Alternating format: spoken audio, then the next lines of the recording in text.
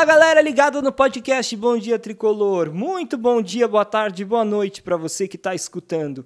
Vamos começando mais um programa, aqui estou gravando no dia 11 de janeiro, terça-feira.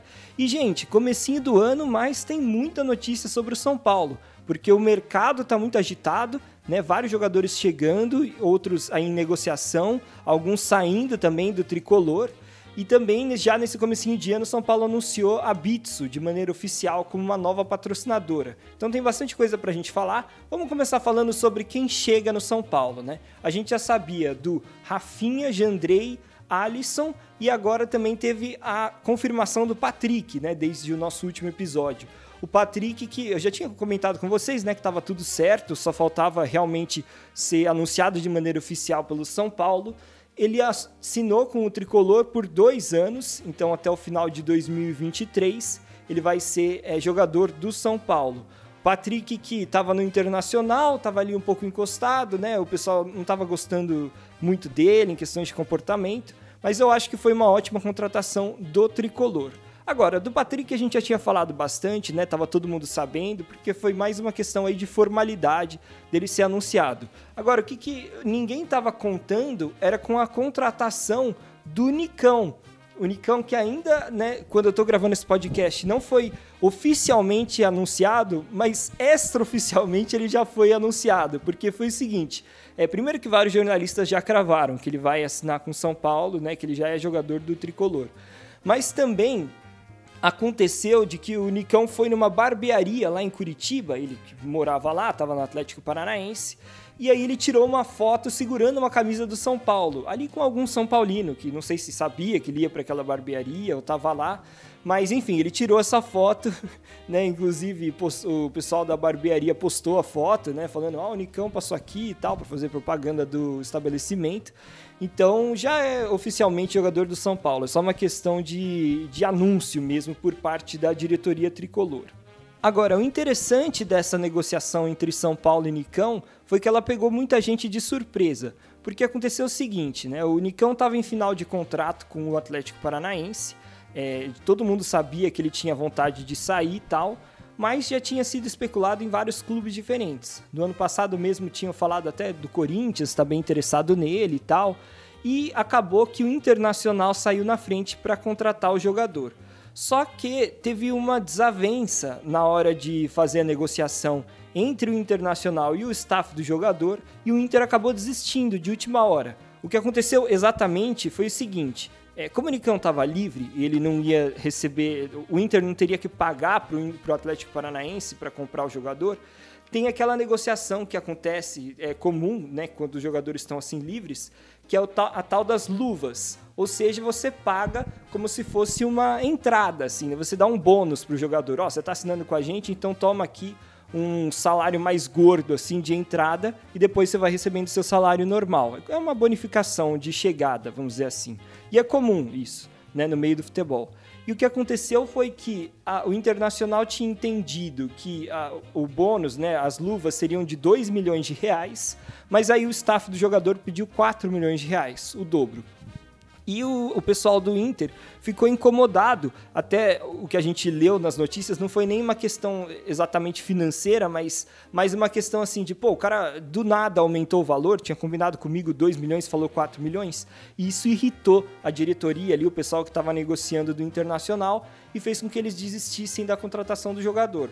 E o São Paulo estava esperto, já de olho. Quando isso aconteceu, o pessoal do Nicão já sabia que o São Paulo era um time interessado na contratação dele, então já foi ali direto e foi mais fácil de negociar. O São Paulo aceitou os 4 milhões de luva pedidos pelos agentes do Nicão e ficou fácil dele chegar ao Tricolor.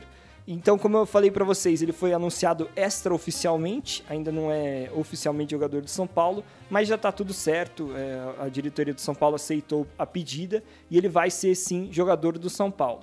Agora, tem algumas questões que a gente tem que ponderar aqui, né? Primeiro, vale a pena? O Nicão é um bom jogador?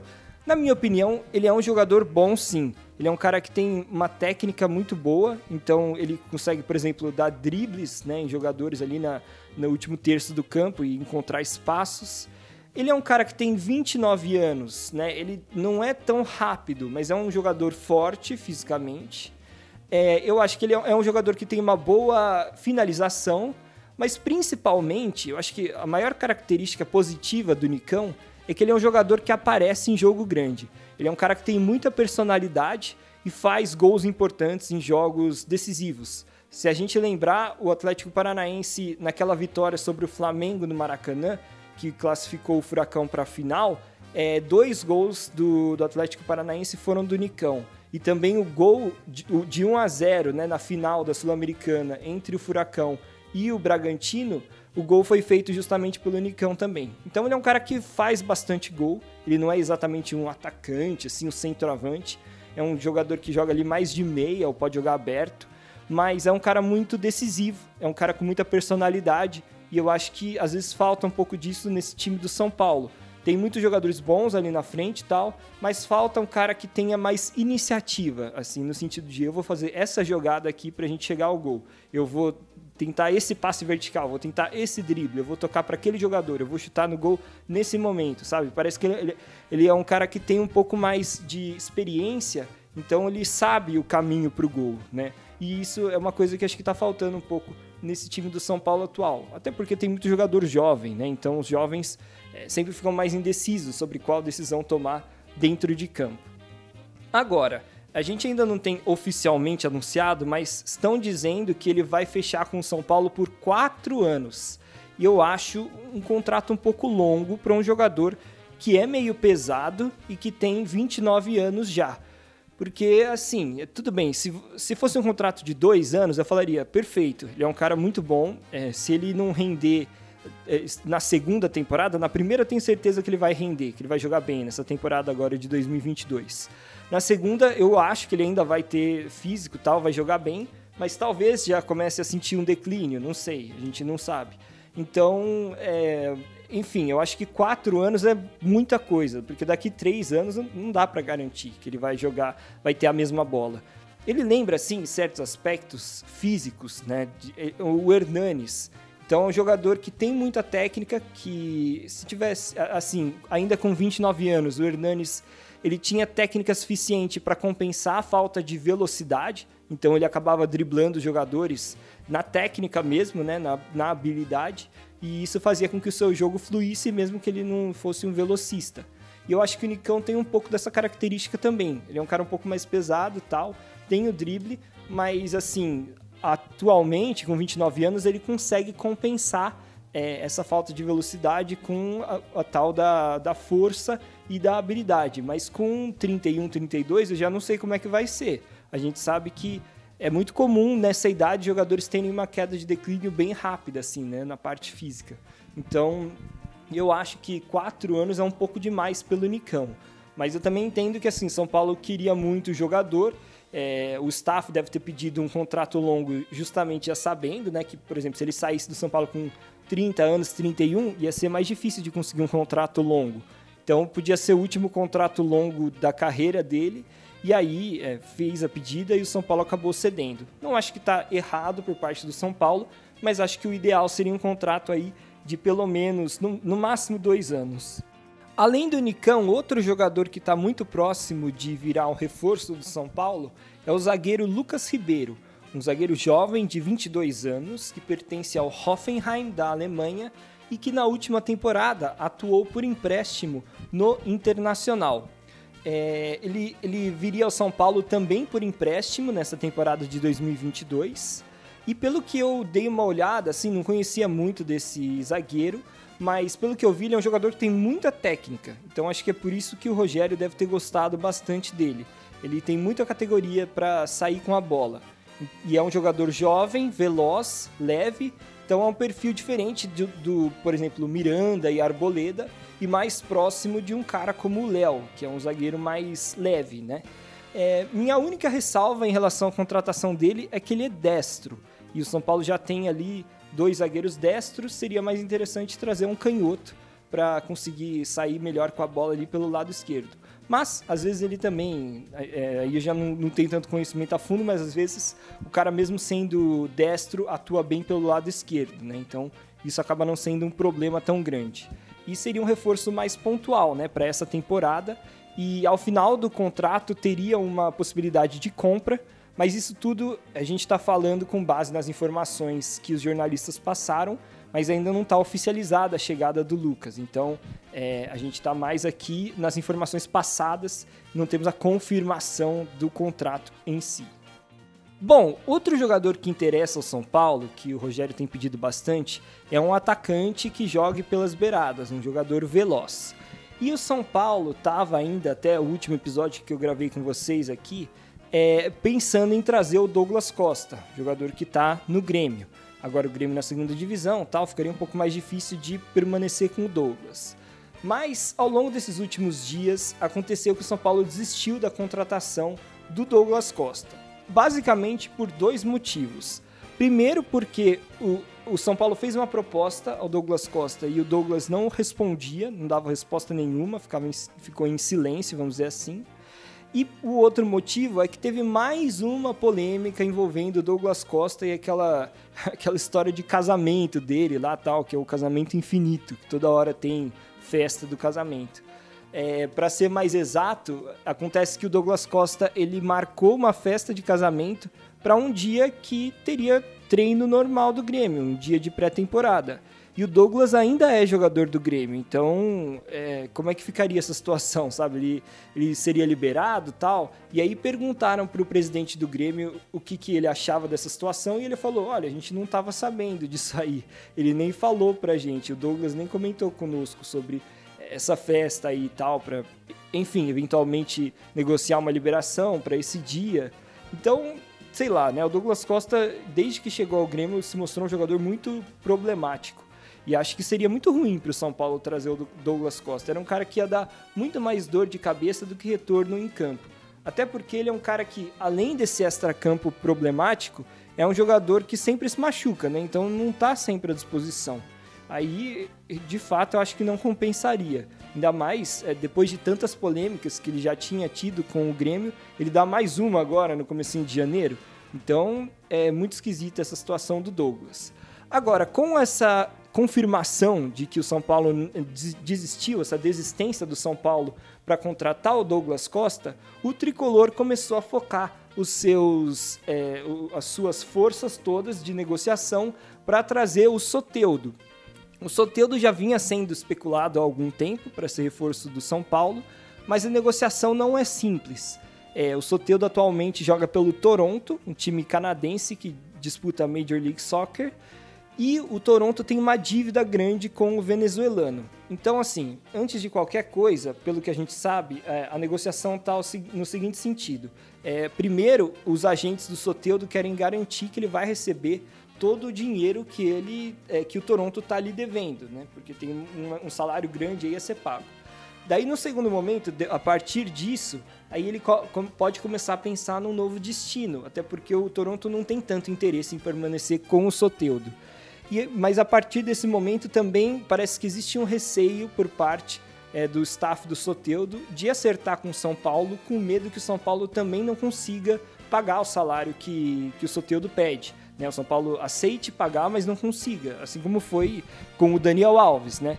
Então o São Paulo já está com uma fama de mal pagador para os seus jogadores. E, enfim, acho que, sei lá, é válido também, né, esse tipo de preocupação. Se eu fosse parte do staff do Soteldo, ia procurar um clube que tenho certeza que vai me pagar em dia. E realmente, dependendo do salário, se for um salário muito gordo, o São Paulo nem tem condições de arcar. A gente tinha falado que era muito difícil dele chegar porque o salário dele no Toronto era basicamente de 2 milhões de reais por mês, algo completamente fora da realidade do Tricolor. Mas, a partir do momento em que ele rescindir com o Toronto, ou que o Toronto pague as suas dívidas, também, pelo que a gente está entendendo agora, não seria um salário tão grande assim no São Paulo. Ele aceitaria receber menos, ou então teria aí uma parte de um investidor, tal. Essa parte aí está mais nebulosa, mas a questão financeira em si, eles teriam entrado num acordo. Assim, São Paulo teria aceitado já pagar o que o Soteldo pede. Então, provavelmente, não era um salário de 2 milhões de reais que ele estava pedindo ao Tricolor. Mas nesse momento tá bem confusa essa negociação entre São Paulo e Soteldo, porque a cada hora sai uma notícia nova desmentindo a anterior. Então falam assim, não, tá próximo de acertar. Depois falam, não, agora parece que melou, não vai rolar mais. Então a gente tá mais na expectativa, não é que nem a contratação do Lucas Ribeiro e principalmente do Nicão, que já estão praticamente fechadas.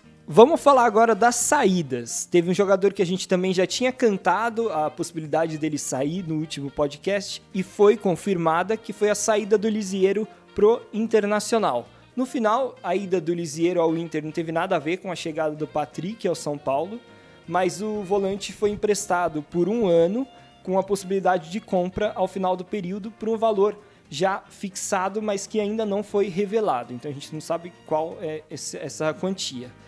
Eu falei bastante já sobre a minha opinião, né, em relação a essa negociação. Eu não emprestaria o Lisieiro, acho que seria um cara útil dentro do São Paulo, mas assim, eu acho que a única lógica que eu vejo nessa negociação é o São Paulo achar que ele não teria espaço no tricolor esse ano, e como ele já é um jogador de 23 anos, ele está chegando naquela idade limite teórica, né, aquela idade teórica limite que os clubes europeus pegam jogadores daqui do Brasil. Ou seja, a partir dos 24 anos é muito difícil um jogador brasileiro ir para a Europa, né? A não ser que seja assim para Portugal especificamente, que nem foi o caso do Everton Cebolinha indo lá para o Benfica. Mas, de maneira geral, é difícil um jogador brasileiro ir jogar lá na Europa depois da cidade. Só se for para um mercado mais periférico, né? Que nem eu falei, Portugal, mas às vezes Ucrânia e tal.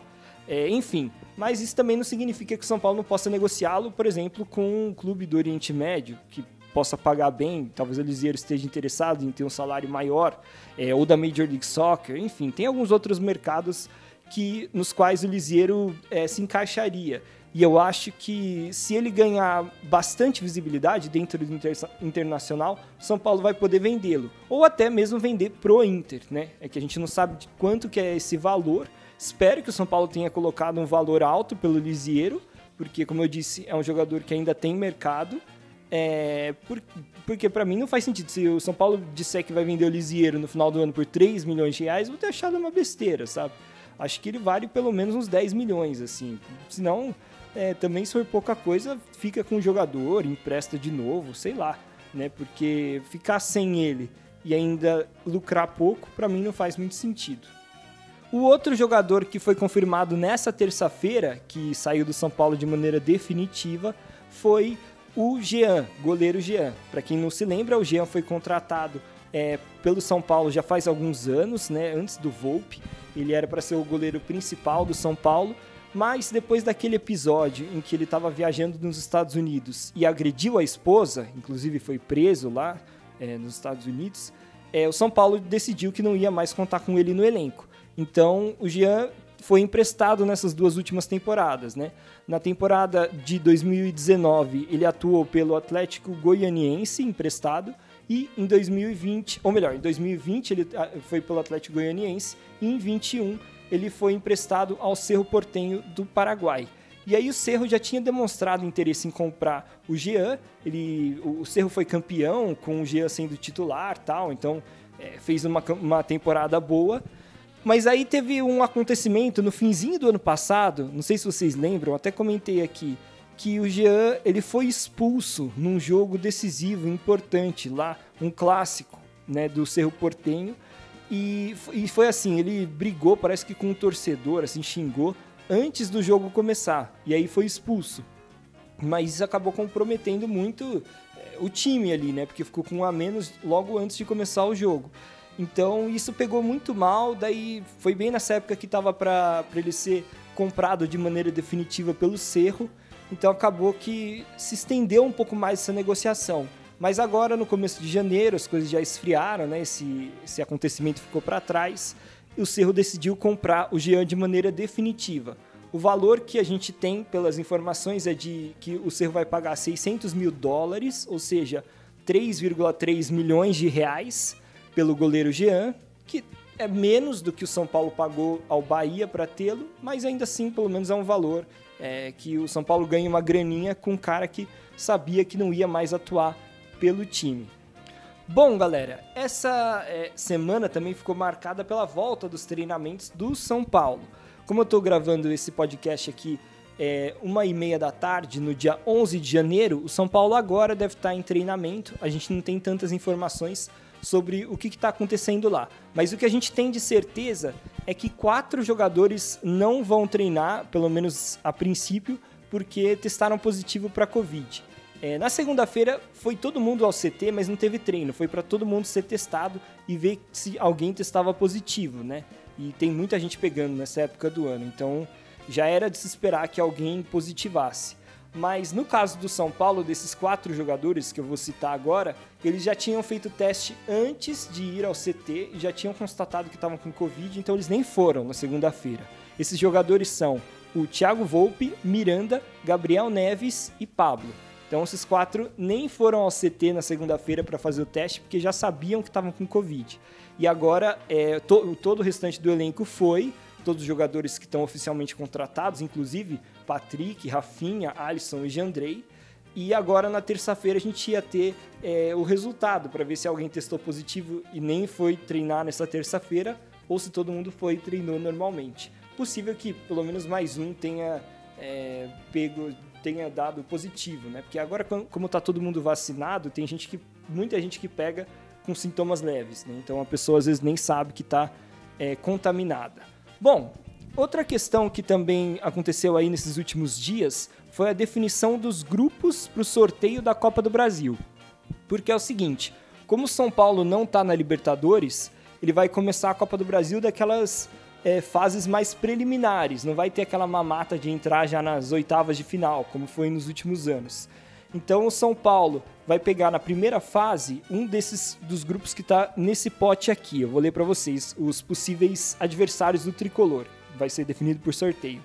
Mirassol, Campinense, Motoclube, São Raimundo do Paraná, Salgueiro, Globo FC, União do Mato Grosso e o Sergipe. Então, times pequenos, né?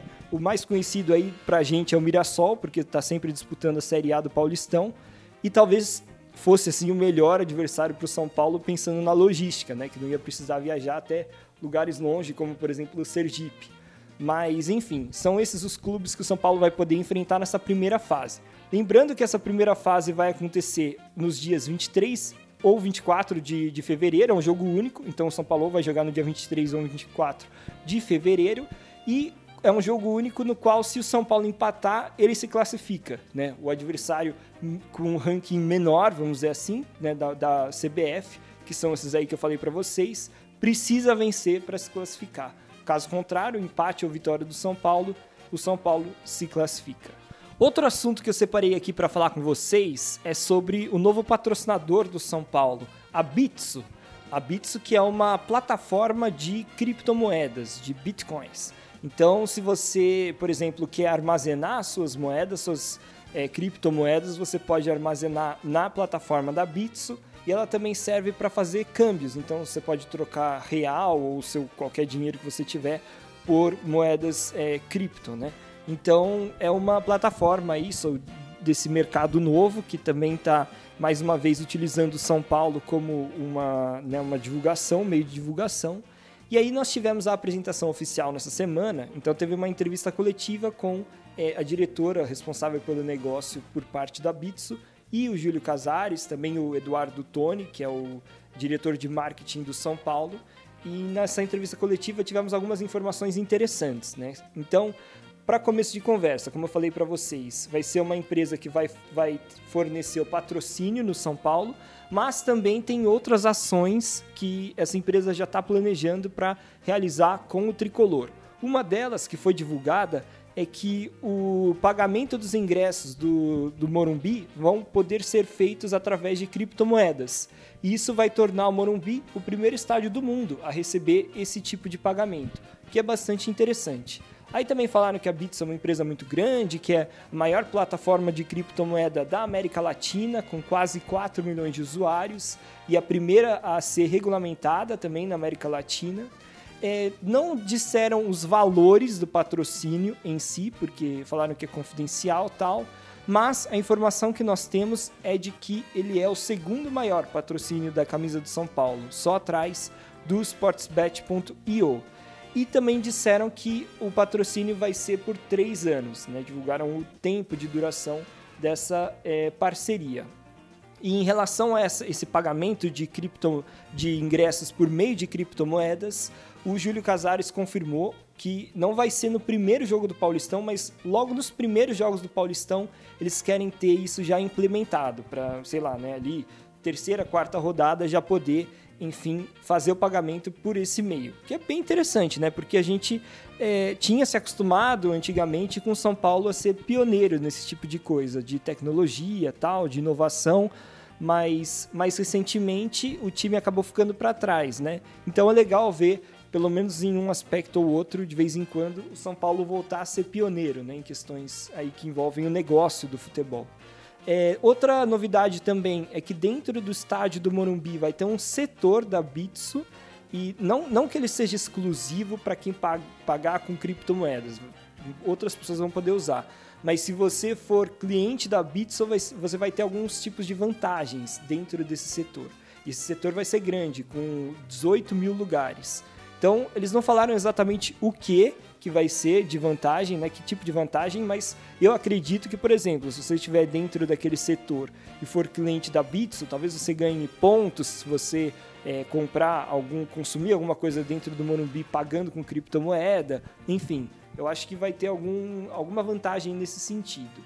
E para finalizar, eles também disseram que vão ter algumas outras ações envolvendo o Fan Token do São Paulo. Então, o Fan Token do São Paulo, a ideia deles é que esteja dentro da Bitso também, no futuro próximo. Mas essas questões, eles mais disseram que vão ter novidades para frente, mas não anunciaram exatamente quais serão. Então, foi basicamente isso que foi dito nessa reunião aí para a apresentação da nova patrocinadora do São Paulo, a Bitso. E para fechar esse episódio do podcast Bom Dia Tricolor, vamos falar sobre o São Paulo na Copinha, porque o Tricolor está fazendo bonito. Venceu a primeira partida por 2-0 contra o CSE de Alagoas. Até foi um resultado assim baixo, né? Esperava-se uma facilidade maior para o São Paulo, mas era estreia, a galera estava nervosa e tal. E já no segundo jogo, o Tricolor venceu por 5-0 o Peri Lima. Então já mostrou aí um futebol um pouco mais, com um pouco mais de desenvoltura, né? E um pouco menos tenso mesmo, né? Porque a estreia é sempre mais tensa da garotada. E agora vai ter o terceiro e último jogo dessa fase de grupos, que vai ser São Paulo e São Caetano. Jogo difícil, porque o São Caetano também venceu seus 2 confrontos dentro do grupo. E então os dois estão empatados em pontos, com 6. E o São Paulo está na frente porque fez mais gols, né? Então no saldo de gols ele está indo melhor. E o jogo ainda vai ser em São Caetano, então vai ter ali um clima hostil, vamos dizer assim, da arquibancada e do entorno do estádio, por conta do jogo ser na casa do adversário. Esse jogo vai ser nessa terça-feira, dia 11 de janeiro, às 19h30 da noite, e vai ser transmitido pelo Sport TV. Bom, com isso a gente basicamente encerra todos os assuntos de hoje. Só um adendo, que o Thales Costa, lembra que ele tinha sido utilizado pelo Crespo ano passado como jogador da base e tal. Ele tinha voltado para a categoria de base, mas logo antes da inscrição para a Copinha, o Rogério pediu ele de volta. Então, o Thales Costa foi reintegrado ao elenco principal do São Paulo. Sem contar aqueles jogadores que vieram da base, que não tem mais idade para a Copinha, Luan, Nestor e tal. Nós temos então o Marquinhos, né, o Juan e o Thales Costa, que seriam jogadores que poderiam disputar a Copinha, mas já subiram para o profissional.